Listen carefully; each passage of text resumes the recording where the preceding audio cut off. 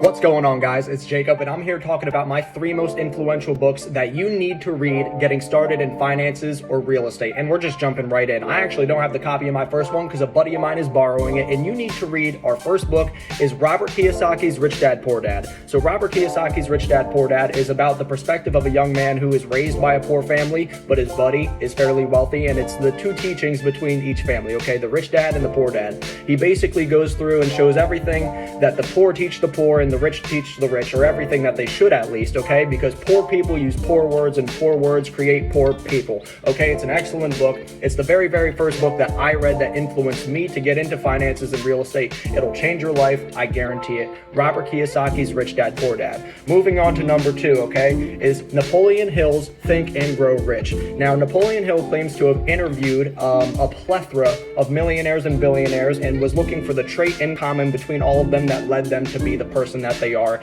you know, at the date that he was interviewing them.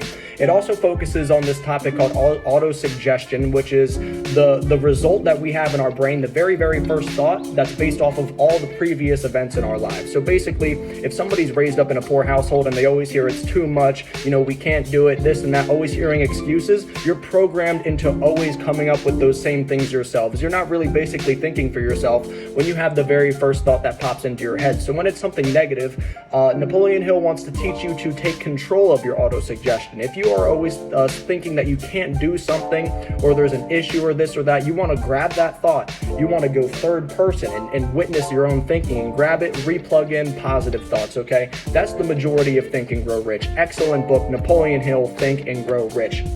Very last book that we're going to get into here is The Richest Man in Babylon by George S. Clason. This book is absolutely fantastic, okay? It teaches how to keep money in your pocket from the perspective of some slaves in Babylon, okay? Excellent book. The theme is easy to follow. The words are fairly basic. I'd say that this is probably the 3rd one you want to read, because Robert Kiyosaki is going to lay the foundation. Think and Grow is going to teach you how to think, and then The Richest Man in Babylon is going to teach you from the 3rd person how to save your money in a bunch of different steps. One of the most essential things that I learned from The Richest Man in Babylon is that 10% of your own wage, 10% of anything you make is yours to keep, okay? We go out and we pay everybody. We wake up, we pay for our coffee, we go to lunch, we pay for it, we go to the grocery store, we pay the cash register, but we never pay ourselves. And that's why a lot of people at the end of the day, they have no money in their pocket because they forget to pay themselves. And the safe rule is 10%, because it's never going to be nothing, and it's not too much that you can't live with the savings that you're making.